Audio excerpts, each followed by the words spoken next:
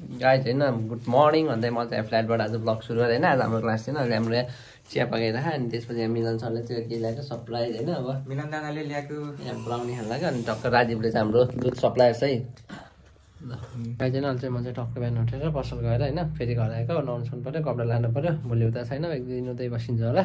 नुहाएर ड्रेसेस हेर्नु पऱ्यो के छ कस्तो छ कन्डिसन, त्यसपछि हेरौँ है त। गाइज होइन म चाहिँ नुहाइसकेन, अहिले चाहिँ मम्मीले टक्क चिसो हुन्छ अनि यो दुध घिउ मह के हालेर दिनु छैन, टक्क चिसो लगाएर खाम होइन। मिठो है आफ्नो कपडा गाइज होइन चाहिँ ल अब देश सिलाउँदैन पार्टी हुन होइन। आमोद अवश्य भाइ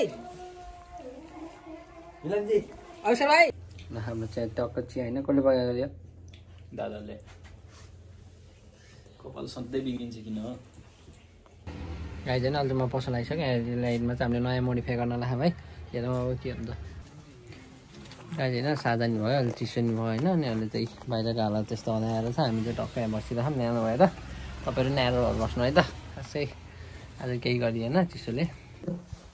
गाइज होइन टक्क म पसल बन्दा यता रुमतिर आएको होइन प्रोजेक्ट गर्नलाई, अब हेरौँ के गरिन्छ।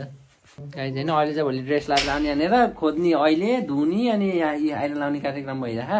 मेरो पालो आउँदैछ एकछिनमा। यो चाहिँ यहाँ हाम्रो फेरि के हो यो